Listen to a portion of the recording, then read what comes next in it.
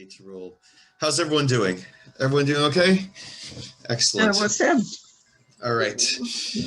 Same old Groundhog Day, or has anyone, just raise their hands, has anyone already begun with some of the cleaning necessary for Pesach yet? Yeah, starting to get there? No? Okay. David, is that you haven't started, that the household hasn't started? Or don't answer that question. You'll get yourself in trouble. This is Again. Absolutely. All right. So why are we here for this evening? As I say every year, there are essential tasks required for Pesach to be ready in your household or any household, and everyone has their own tasks which they're required. For example, my task is to get our children to clean up the big car, which my parents made me do, and therefore I now make them do, and that's just how it works. It's an essential task which is required. Another task is to get one freezer ready so we could do the Pesach meat and chicken shop, which we accomplished a few days ago. Essential task. I would like to posit that an essential task for preparing for Pesach is this evening. This evening is about getting your mind in gear for Pesach. And every year experiences its own challenges, has its own opportunities, and therefore we're going to utilize the time that we have extraordinarily effectively. This is interactive, as is everything that we do, so feel free at any point in time. Rather, I encourage you at any point in time to please add your own insights, or add your own questions, or just make sure that I know that you haven't completely fallen asleep while I rattle on, which sometimes can happen as well. So if we're ready to roll, we need to begin. Now, as I said, this year is extraordinary, both from the point of view of COVID, that we find ourselves in, once again, not able to engage with the regular Seder that we would normally have, but equally because Seder this year falls inconveniently, I would say, on Motzei Shabbat on Saturday night. And therefore, just a moment of silence as we go like this to Hillel II for his calendar, because he's done this to us all that time ago. But hey, what can you do? The calendar is the way that it is, and therefore we have to live with it. So let's begin with what I would call the technical stuff of understanding how we're going to operate with the calendar this coming year. Why is it different? What do we need to know? So let's jump straight into the material, and we'll get started. And as we work away. So the United Synagogue very helpfully produced a document this year, which is called, "Why is this year different from every other year?" Oh, well, that sounds kind of catchy. Okay, we'll never catch on, don't worry. Okay, so why is this year different from any other year? A practical guide to the laws that apply when Erev Pesach occurs on Shabbat. By the way, everything that you see this evening will be provided for you either will literally come to your home.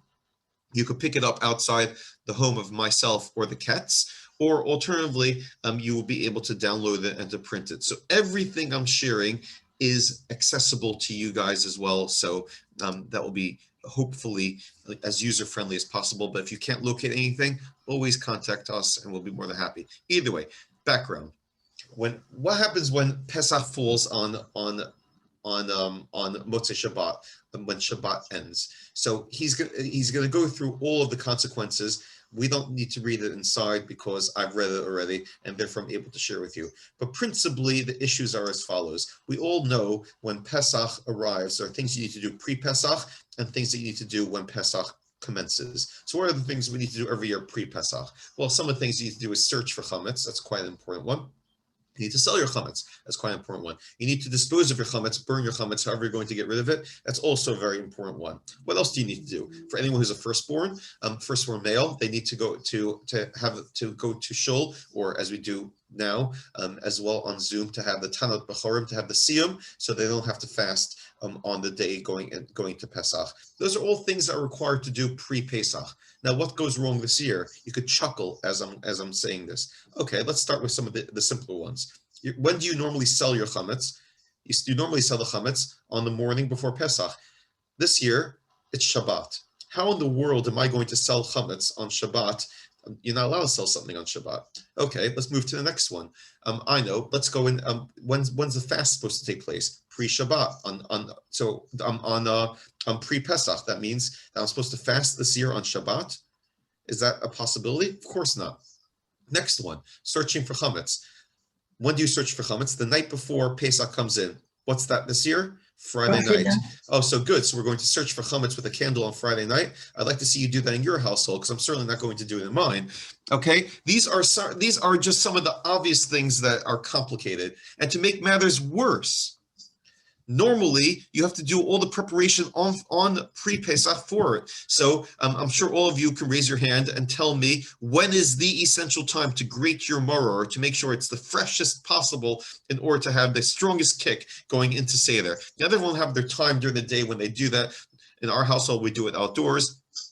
A useful tip, use a clothespin on your nose, by the way. I know you think it doesn't make a difference. 98% of the, I just made up that statistic, just to make sure you're very clear. The vast majority of what causes one to tear from onions and stuff like that is through the nose, not through the eyes. Who would have thought? But if you want to add a bonus, you could also wear goggles as well. So goggles and a nose pin, and people will think at you like you are absolutely mad, but you'll have the last laugh because you'll be laughing and they'll be crying. Okay, very good. Excellent. Fine.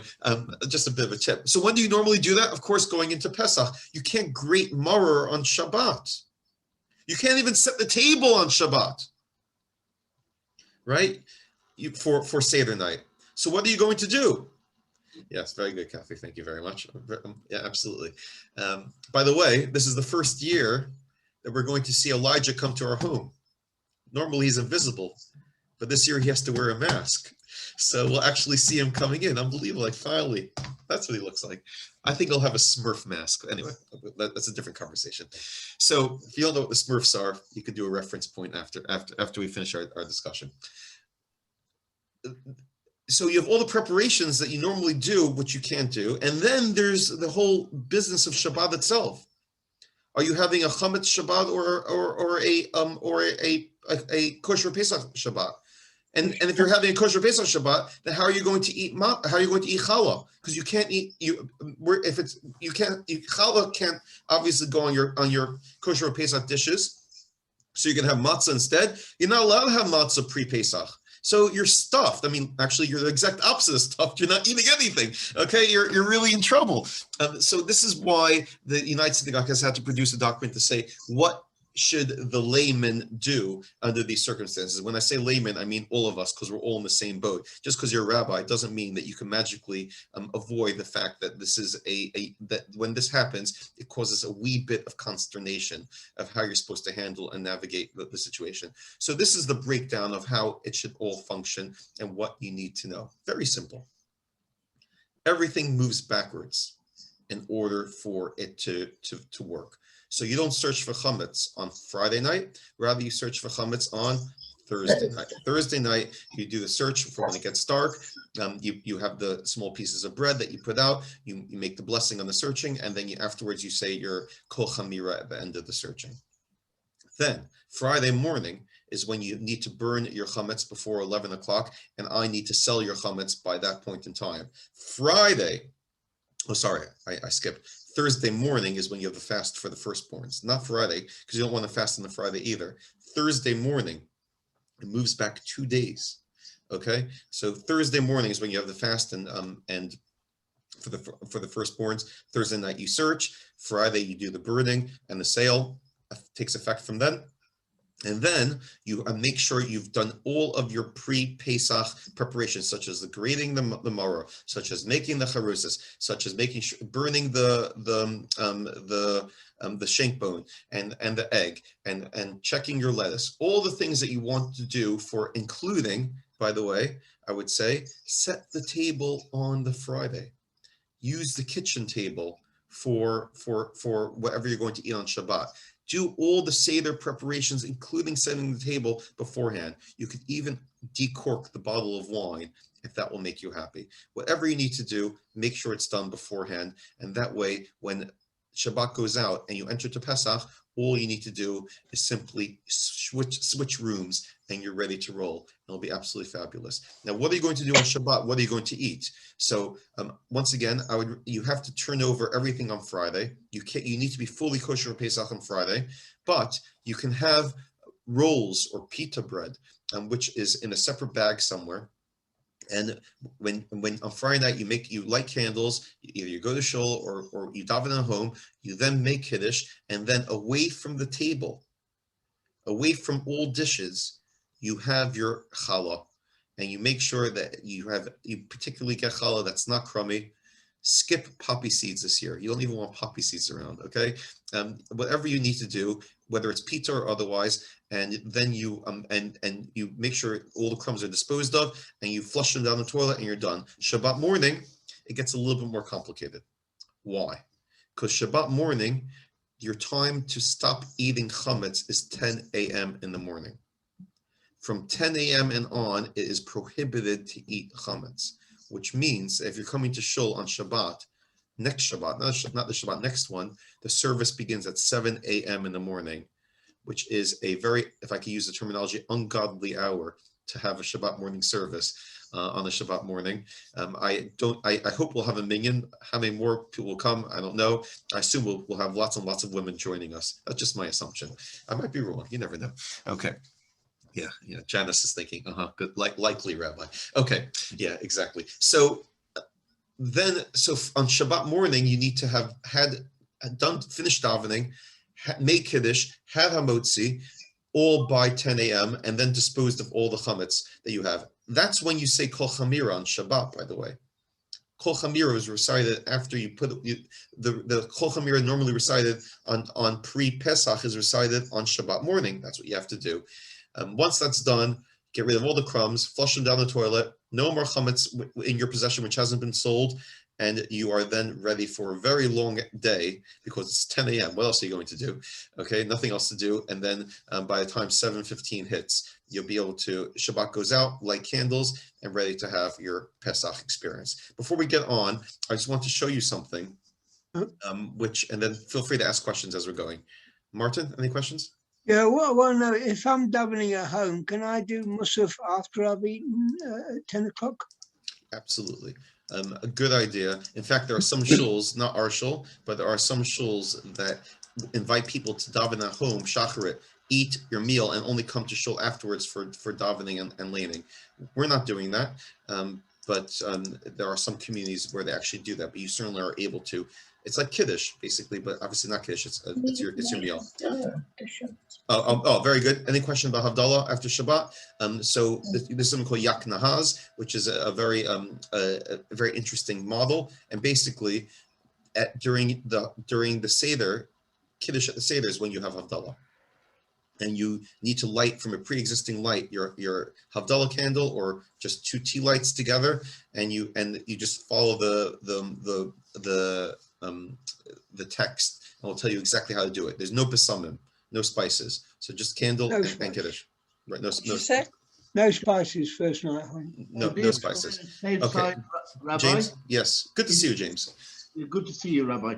Is it possible to make Hamozi in the garden? And if one does that and drops let's say a crumb that was big enough to see, what does that then have to be disposed of because it's on your property, or okay? So first of all, if it's raining, not as recommended, but as long as the weather is good, I will tell you that the Feldmans will be having their Friday night and Shabbat day meals al fresco, and we will be eating outside. I'm not saying that with 5 children we have anything to worry about. All I know is we're not hedging. We're not going to worry too much. Cold. Yeah, well, we put a coat on. Okay, what can you do? Obviously, it's unusual. The point that James is making is that you don't need to have your whole meal out there. You can make kiddush, hamotzi, and then bench, and then go inside and have your whatever else you're having, and it's a good barrier. That's what I grew up doing. I grew up having pita and eating outside on Friday night and Shabbat day when we had the situation. Jacqueline, refuses to let us have pita. She says, you don't have pita on Shabbat, so we're going to have challah because Jacqueline runs the house, and therefore I'll do whatever she says. Everyone's What nodding. if the Feldmans or even this Hafto drops a big crumb and there's no question, you can definitely see it, there's no, like, what do you do then? And it's That's on the your whole point of property. making the kol chamira. The kol chamira is to say that it's not yours. That's exactly the point of it. So you just make your So kol that's my chamira. It's question fine. on the Kol Chamira is on Friday and on Shabbat? No, or no. You say make it Right. Thursday night during the Badika, and then you do the kol chamira on Shabbat morning at Right. the end. That's when it's. It's not said on Friday. Okay. Did you say you do Havdalah? You do, Which part? the Havdalah is part of the part of Kiddush on Seder. Just look at your Haggadah; it will tell you how to do it. Right. Okay, Kathy. Do we light a candle on before Shabbat so that we can then light our Yom Tov candles Motzi Shabbos? I thought you would never ask. So Kathy is a woman of detail, and therefore we have created for you a amazing feature which will have the entire calendar of everything you need to know, literally to the T of what you need to do. So Kathy has asked a question, and therefore we need to answer it. Let's see if it's in our pre-prepared. Here we go. It says, candle lighting, mincha, kabbalah, Shabbat. Candle lighting for Shabbat. Before lighting, light the candle that will last for the next 2 nights to light from. Look at that. It's unbelievable. It tells you exactly what you need to know. It tells you where you need to pray from. You can't go wrong. Every detail is in there, from the Thursday, from the firstborn, or every prayer that needs to be recited at home if you can't come to shul, every virtual thing that we will be doing, everything to consider, such as Shabbat Friday night meal, make Hamozi and eat the bread outside and return inside for the meal. When washing one's hands, one should have in mind, one should have in mind. Also, you could use egg matzah instead, but no one really uses egg matzah, so that's kind of really irrelevant.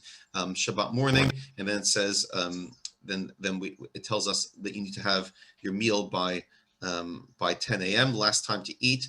This is unbelievable. Whoever made this is clearly a very, very clever person, including the fact that that we moved to British summertime as well on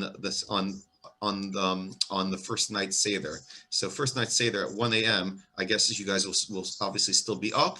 Once that at that point in time, everything will shift, and therefore you move forward in time, which means that the first night Seder is at 7:15 or 7:13. Second night Seder is 8:15, an hour later, under the circumstances.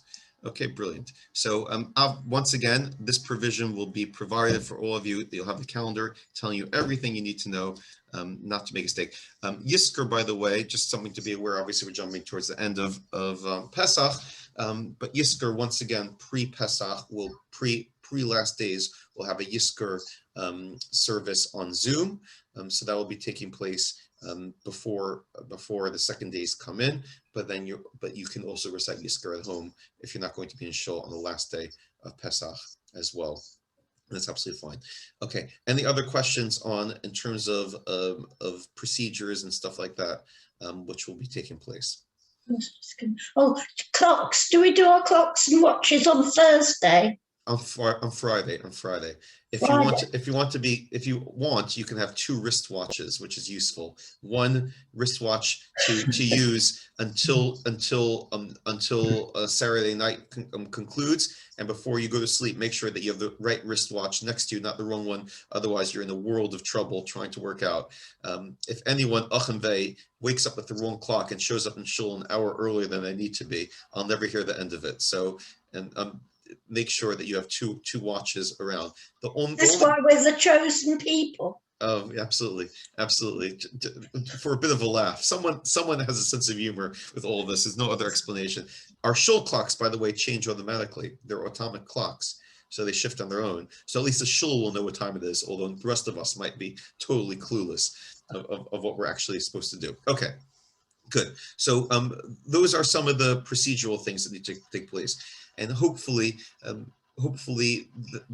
this preamble has been a good opportunity for it. Now let's talk about what you actually are here for, and that is, how are you going to have an enhanced Seder? How are you going to have a meaningful Seder experience, especially for those of you who will be either on your own or maybe with a limited circle that you'll be with under the circumstances.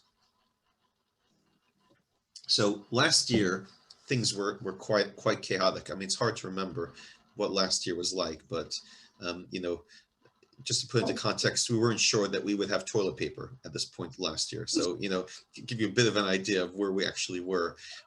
Okay, that's obviously a bit of humor, but things were really bleak. And this year, hopefully, we've had a lot of time to prepare and to ready ourselves and to understand how to function.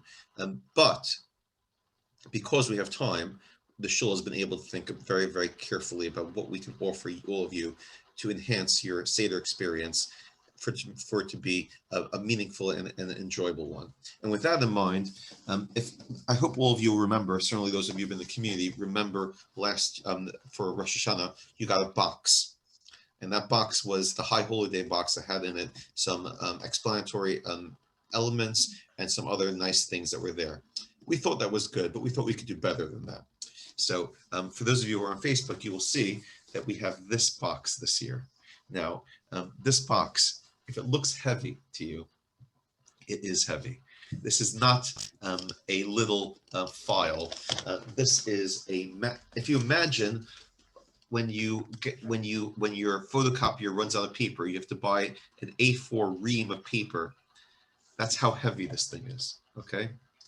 And it's, okay, no, Arnold, you're thinking that's not so heavy. Yeah, you try lifting it. You'll see. I'm sweating just thinking about it. Now, the reason why it's so heavy is because it's chock full of things for all of you to enjoy on over Pesach. It doesn't all have to be for Seder night, but it certainly will be brilliant. And they'll be and starting from today through next week, they will be delivered to your homes. They'll come to you for you to enjoy. Now, what's in this wonderful box? I thought you'd never ask. The first thing, obviously, is the Forum magazine, which is inside of it. And who doesn't like a good Forum magazine? And this one's the 50th anniversary, so it's extraordinarily special. And in fact, if I have been told correctly, apparently your rabbi has written a really excellent article in it. So just from what I've heard, that's the word on the street anyway. Besides for the Forum magazine, you will receive a piece of paper. And the piece of paper tells you everything which is in here. And so some of the things which you will notice, which are a good feature, the first one is the explanatory Haggadah. And all this will come up on PDF in a moment. I'll show it to all of you. The explanatory Haggadah. And basically, who doesn't want a new Haggadah? Now, this Haggadah is not there in order for you to it's not there for to replace your old Haggadahs, the ones that you love. It's there as indicators of what you can use the rest of the box for. And basically, one of the key functions of this Haggadah is to introduce something called the spin the Seder. Now, this is a little spin item that you can use a dice and roll, and it allows you throughout the Seder, whether you're at home on your own or whether you're with your family, whoever it might be, to dip into resources of interest leading you throughout the Haggadah. And there are lessons in leadership, there are discussions and debates, exploring the Jewish journey, stories of survival, games, further insights, etc. 6 different options of things that you can do at different junctures and different points throughout the Seder. And this is very exciting because what it means is, as for example, you're going through and you start going through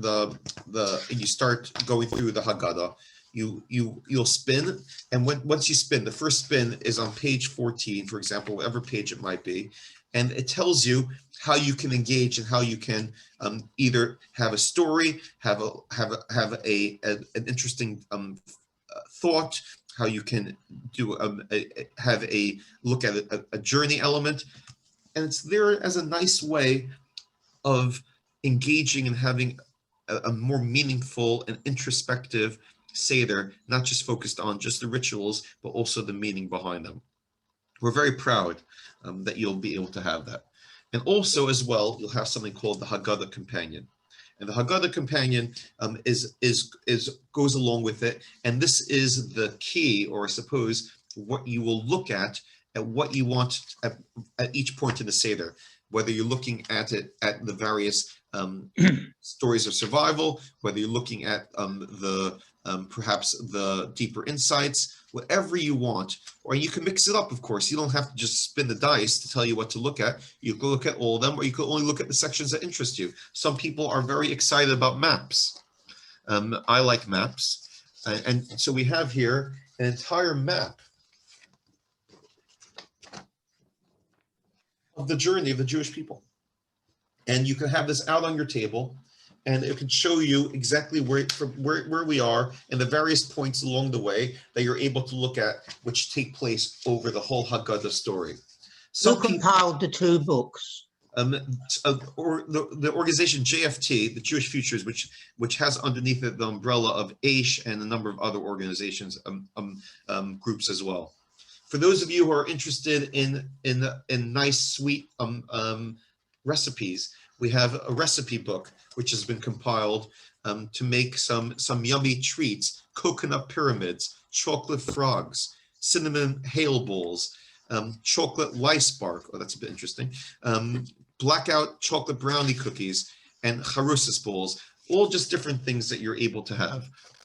There are place settings in here. There are cards that you can utilize for of further interest. Basically, it's you know how we talk about a Seder in a box. So rather than it being the food part of the Seder in the box, this is instead the resource in a box for you to enjoy. And it's there for you to delve in, and you have 2 nights to do it, so you don't have to go all out on one night. And dare I say, you're even allowed to be interested in Seder over all of Pesach. You don't have to finish off all the material. There's plenty there that you can enjoy. Not many people, no. But there's more. And beyond that resource, which we'll look at a little bit more in a moment, we also have as well further material which will not come to your house, but will certainly be emailed to you, and also you could pick up hard copies from outside our house. So outside the Ketz and the Feldmans, anyone who wants hand-baked matzah, we will be happily giving out to anyone who comes. As the Seder tells us, Kol dichven yeseh v'yechel. Anyone who would like, please come and enjoy. We only have 300 of them available. So if anyone is particularly hungry, you're going to have to limit yourself slightly, but it's yours to enjoy. No cost whatsoever. It's just for you. Besides for the hand-baked matzah, which you can pick up from us, we also have a really important piece of literature from Rabbi Dr. Rafi Zaram called Recovering. And he wrote this 7 ready-to-go readings for your Pesach Seder to help you on the road to recovery beyond the pandemic. And he's using the Seder as various different springboards to talk about recovering and different stages of recovery: hugging,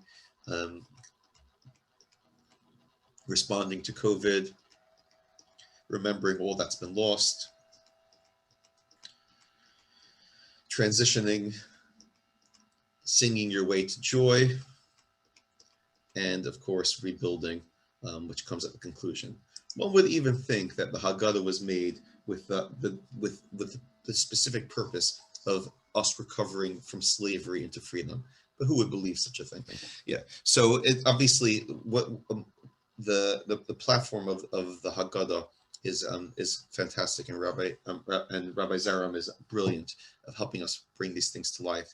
So we'll utilize them, and they'll be available. Beyond that, we also have as well a really useful additional resource called Navigating the Seder.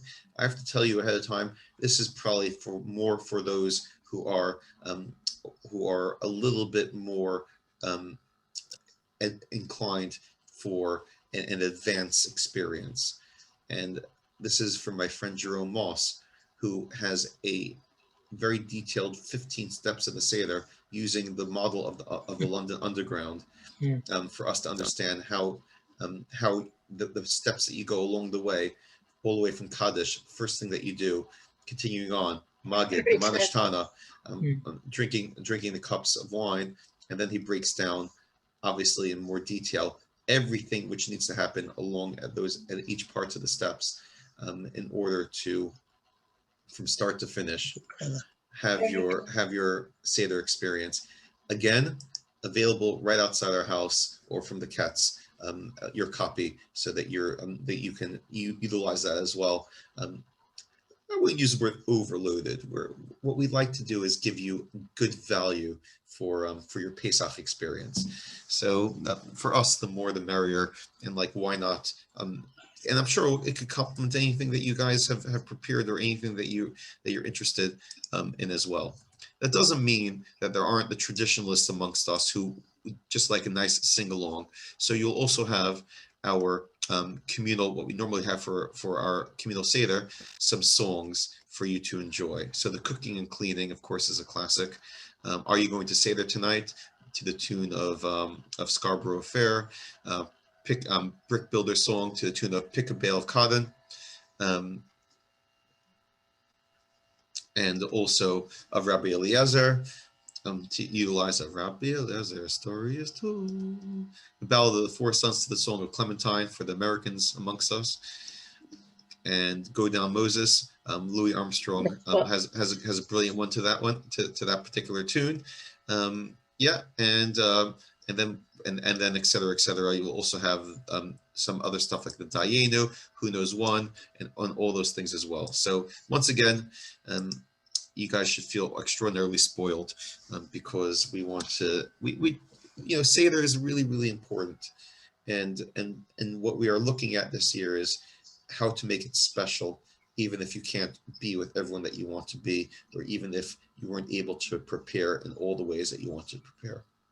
It's very difficult for two old codgers like us to motivate ourselves all through Seder, when we've had used to families and happy, lovely Sederim. And just for us to sit and motivate ourselves, sing to each other, it's quite, the thought is quite ridiculous. Especially with my voice. Yeah, can I suggest maybe you up the level of alcohol content in the wine that you're going to be having as a suggestion that might help you. So Sas, that would go from 0 to 0.01 for you, or for you to get there. I'm not, and if it sounds like I'm being enthusiastic and positive, it's not because I'm not recognizing that there is a sadness of not having things the way that you want to have them.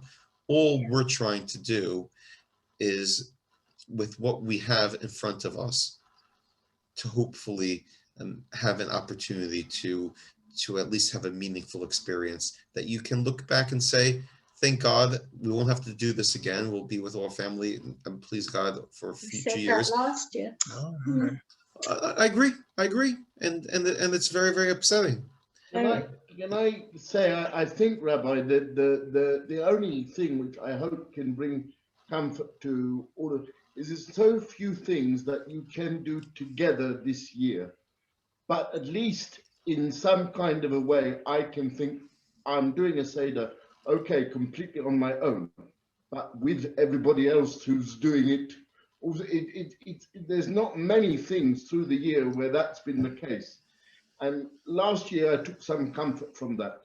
I was able to think of each person, that each thing. I hope that I brought something from every Seder, and I hope that that's an inspiration. So knowing that you're doing a Seder together, the two of you, brings an inspiration, brings a comfort to me. So I hope in turn that can bring a comfort to you. Quite right. Quite right. Sequoia. Yeah. No. Thank you, James. Jeanette. Yeah. No, just well said, Jim. Yeah, really. One of the good things about Jewish history is it's given us a bit of a sense of perspective, and this is a kind of history that we're part of, and we'll see it through. We've seen everything through, so we'll see this one through, and we'll come on the other side and think, I'm not sure how we made it through that one, but we did. And No one else is moaning. yeah. So those are, I suppose, some of the resources and materials that will hopefully help to add some enjoyment to your Seder experience, however it is that you will be having your Seder this year, in whatever way. And one of the things I try to communicate is also, please don't feel guilty that you're not doing things as well as you might have done on other occasions. Enjoy what you do, and don't worry about it not being the same as in other circumstances, because this is not other circumstances. And whatever you're going to do, give it that push, and then the rest say, please God, next year. Please God, next year you'll be able to say the whole thing in Hebrew and rattle it off and hit each other with leeks or whatever it is that some people do in their households. It doesn't matter. Now, to me, those are what we have in mind, and I'll hope, if given the opportunity, we'll share a little bit more what these resources are available. Another thing which I've spoken quite a bit about this year, which might be useful for some of you, you have to remember that Seder is not just an opportunity to remember our people's story. It's also an opportunity to remember our own story as well. And when's the last time you had an opportunity to take out a photo album and to go through some pictures and to think about think about some of the bygone days and some of the memories? Assuming that before Pesach you had a chance to brush it down to make sure there's no chametz on it,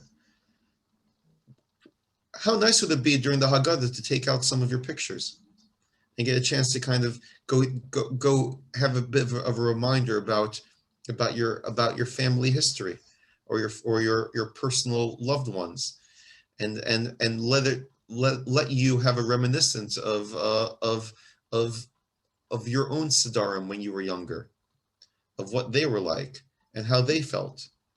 Because, as I said, Seder night is about our family story as much as it's about anything else.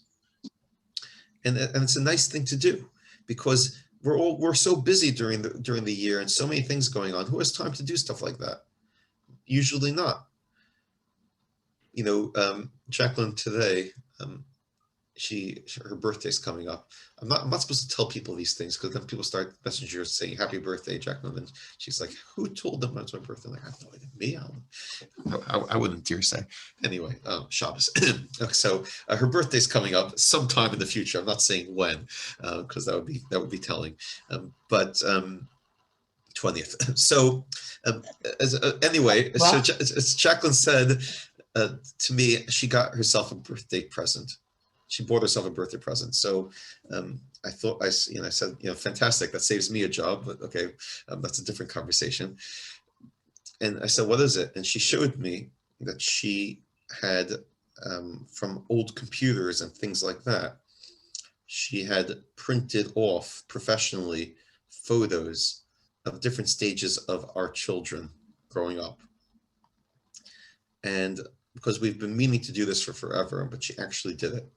So right now, whilst I'm giving this talk, Ruvain is wielding a hammer. Don't tell the shul who owns the actual house, and putting up the pictures of our family. So by the time I get home, along our entire staircase going upstairs will be the photos of the different ages and stages of our family. So if you decorate. Yeah, absolutely, absolutely. Yeah, but that's a nice thing. That's beautiful. That's great. But they don't need to be on the wall to enjoy the pictures. And I assume that you have many positive and wonderful ones. And that's another thing that you could do on Pesach. specifically Seder night, that might enhance things, that might make it more meaningful and special for you to utilize the opportunity in order to do that. For those of you who are up to it, make sure you get a chance to make at least one dish, which will bring a smile to you. You don't have to go all out and mad and crazy, but at least one. We were discussing it in our house, what we're going to have for Seder night. And you have to remember, this is all about engaging the children. So we made the mistake of asking them. And they said they want steak and chips for Seder night. Can you imagine? Can you imagine? Disaster. It's like, you might as well just have bread, you could, I was going to say go the whole hog, but I realized that's probably the wrong expression too. Once you're doing that already. But at the end of the day, if Seder night's not, you're not going to treat yourself on Seder night, when are you going to treat yourself? So, whether you're ordering it, whether you are making it yourself, have something special on Seder night. Enjoy something yummy that activates your senses, not just matzah. There's plenty of that as well. But whether it's a dessert or whether it's a main dish or whatever it might be, enjoy, because you deserve it, because it's Pesach, and Pesach needs to fill you with something enjoyable and something meaningful. So, any comments or anything from any of you guys on anything that I've said, or on the challenges or some of the, I suppose, differences around this year? Let someone else talk. Rabbi? Yeah, Elaine, go for it. When these resources that you're going to have, that you said either at the Ketzer or at yours, when are they available from? From Sunday morning and on, those are available, but the delivery of the box will come to you at some time between now and Pesach. That I don't know. Okay, thank you. Yeah. And if anyone, by the way, is not able to be out and about, just message us and we'll be happy to deliver them. My kids are off school from Sunday. I have to give them something to do with their time.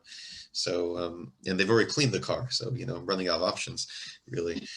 In my car. Yeah, I could put it towards the discussion board. It might not get passed. We'll see. Yeah. Anything else? Anyone want to offer anything? Martin asked. Yeah, Martin, you want to say something? My wife wants to know about with the cooker. Yes. When you heat it up and you make it hot, do you have to leave it then for 24 hours, or can you use it straight away? Okay, you need to clean the cooker thoroughly well, and then wait 24 hours and then kosher. Once you kosher it, you can use it immediately. So you clean, then leave 24 hours, and then kosher. That's how it works. So the koshering is the last step. When you pour boiling water over the sink to kosher it, if you have a stainless steel sink, then straight away you can use it afterwards. You just have to wait the 24 hours. It's that 24 hours of limbo between once it's cleaned and then you kosher. There are halachic reasons why we do it that way, but that's always the reality. Oh, by the way, I get this question every year. You're supposed to use the chametz kettle to kosher with, not the Pesach kettle to kosher with. Okay, so just make sure you get the order right and how you're doing your cleaning and your koshering. The shul mikvah, by the way, the fork is open. You are able to use it. So if anyone has anything new that they need to give a dunk, feel free to do so as well. The water's all clean. At least as clean as a water will ever be in those circumstances as well. Okay, so feel free to ask any questions as we go along. I just want to show you some of the resources as we're looking at them. Okay, so inside what you'll be seeing. This is so cool. It's amazing. Technology is really, really brilliant. So this is Explore the Jewish Journey, Spin the Seder, Explore the Jewish Journey. And you have here, this is just the J-Roots element. At every juncture that you stop, you're able to see along this journey the various different places that we stopped in Egypt. We were there, and so it discusses what happened to us when we were in Egypt. The next thing which is discussed, Bnei Brak, what was going on in Bnei Brak during the time when they had their when it happened then. Obviously, Josie and Martin are very familiar with Bnei Brak. Even until today, they have family there. Or Kazdim, where's Or Kazdim? So you get the idea.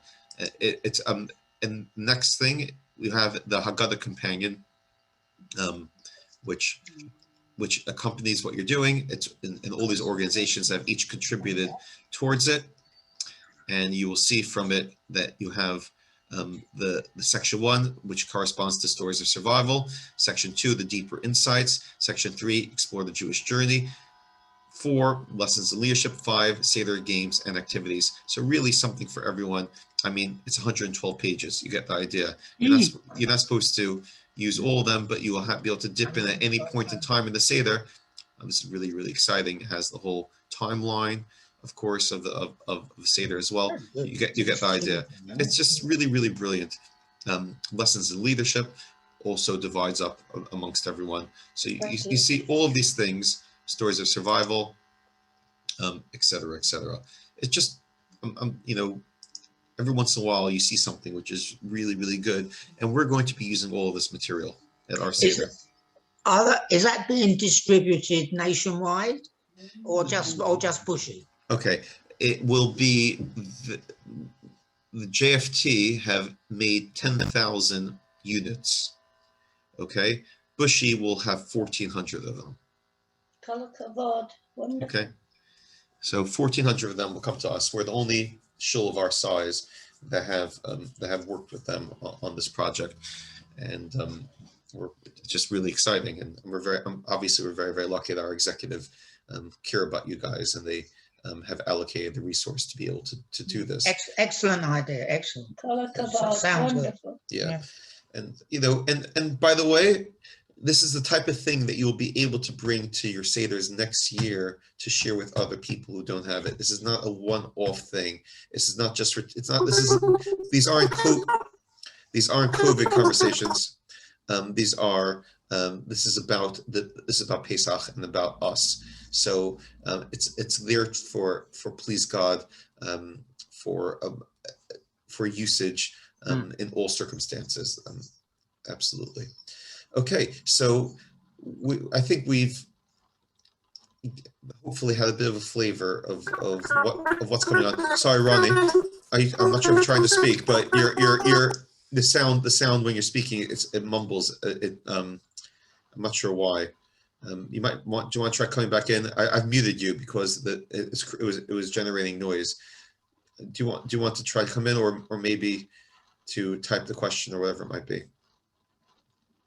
Okay, but today's Wednesday, which means that we have another week and change before Pesach begins.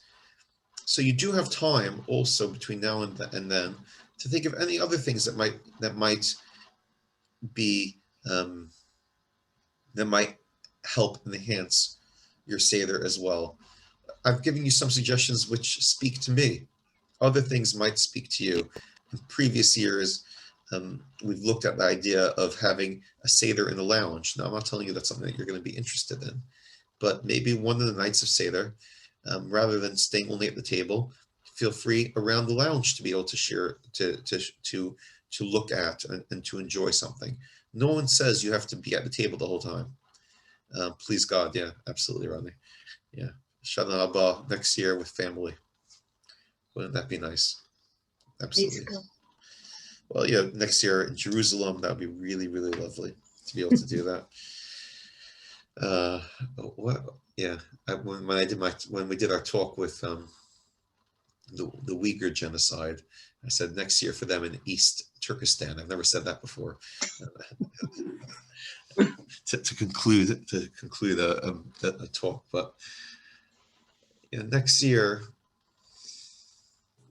Well, hopefully we won't have to wait till next year to reach that stage. Please God, the vaccination rollout should continue. People should follow what they need to do to get there, and we should have the wherewithal to make it. Amen. Amen. So, I think, Rabbi, just a thought, if Yeah. I may. please, Alan. Save everybody on all the cleaning and everything. Why don't we have Seder nights in the sukkah? Well, I think that's a For Easter fantastic day. idea. I think, or you're already eating out there for your chametz. You might as well just continue the project. I mean, just on. I mean, I know obviously you're answering. You're joking, but just you have to remember, most of you will have a pretty clean home, and as long as the kitchen is dealt with and the dining room is dealt with, as long as there's no chametz around, don't go mad. Anything which has chametz in it, put a bit of masking tape on and write chametz, and then sell it. You don't even have to clean out your entire freezer. You could just cover parts of it and only have the parts which are visible that you're going to use on Pesach that need to be cleaned. Obviously, ovens and hubs and stuff like that, and sinks are more problematic, and table and dining room tables and kitchen tables and those type of things. And there's no way to get around needing to get out your kosher Pesach crockery and stuff like that, unless you only want to use disposables, which is obviously your prerogative. Just to go back to kettles. Yes. So the kettle is the last thing you kosher, not the first thing then. So I don't kosher my kettle. I have a kosher Pesach kettle which I use. I have a chametz kettle. I'm talking about electronic ones. Yeah, and that's no. I'm thinking for the urn. Oh, the urn. So Yeah. what's the order then? And are you then saying that for the electronic kettle, you just forget about the electronic kettle and get another one, or like what's the best solution? The best solution is that you should have two electronic kettles, one for Pesach and one for the rest of the year. You don't have to get as good a sophisticated one for Pesach. Just have something. Get a simple one. Yeah, get a simple one. It certainly is much more to kosher anything electronic with which is sensitive to water. You really need to be careful. Now, in terms of the Shabbat urn, the hot water, that urn, is yours plastic or metal? Metal. You can kosher it. Do you warm things up on top of it on Shabbat? I've been known to. Yeah. I would want to be careful. I would be nervous of not doing anything. Yeah, so I would say that it's likely to have crumbs then, so you have to be really careful. But if you could technically pour boiling water over it, then it would be fine. Just be careful. You have to be. It's not the easiest thing in the world to do. It's not the most dangerous thing I have to. There's been more dangerous. I'm not sure that should be the gauge of what's correct and what's not correct. What one should be doing. Yeah. Okay, so I think we have had the chance to go through many of the pieces, and thank you all for the contributions. And what I would say is maybe as people who have been on here, you are now ambassadors as well, and try to give a bit of cheer to people who you might be speaking to, that they should do what they can to enjoy Pesach, have some nice food, use a chance to kind of take a walk down memory lane, utilize some of these resources, and that would be because we can make a good try of Seder this year, or the Sederim this year, being a meaningful experience. And please God, by next year, we'll have other questions and other things that we need to deal with, and we look forward to that as well. But wishing everyone in advance a kosher Pesach, a happy Pesach, and if anyone needs anything, the Feldmans and the Katz are more than happy to anything we can do to help you guys. And looking forward to having a beautiful shared community experience in our own separate but together ways. So have a good night, everyone. Thank you very much. Chag Sameach. Thank you. Pleasure. Thank Good you. evening. Good night, everyone. Good night. Bye. Bye.